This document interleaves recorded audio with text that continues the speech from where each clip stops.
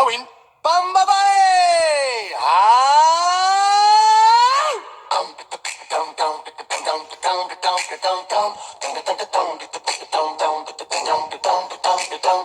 Ang alin? Pangunahin gawain sa bahay. Oh, dapat sa buhay ay marunong ka makisama.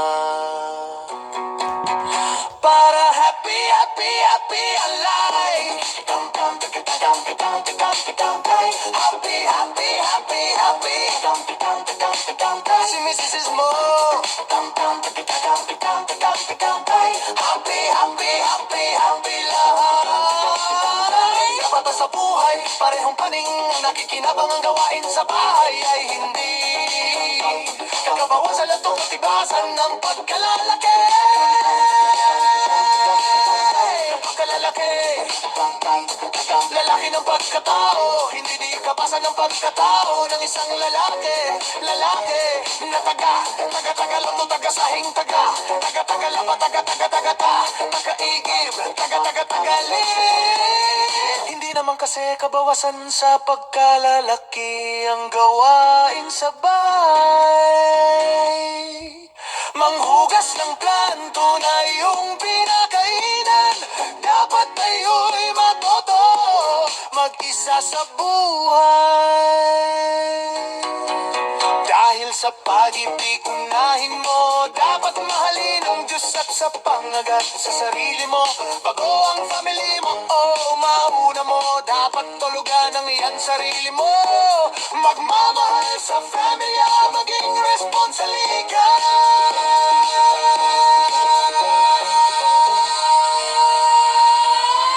Sa pag-ibig, dapat pareho kayo ng bibigayan.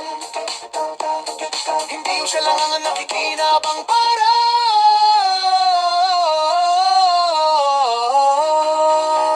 happy, happy, happy life.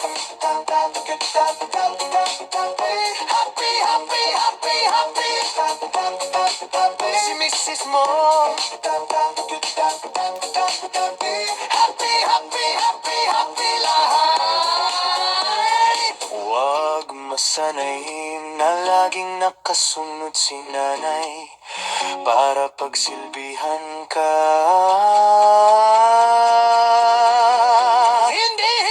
Hindi kabawasan ng pagkalalaki. Lalaki ng pagiging tigasin. Taga-tagaluto, taga-tagalata, taga-tagata, sarin, taga-tagalines.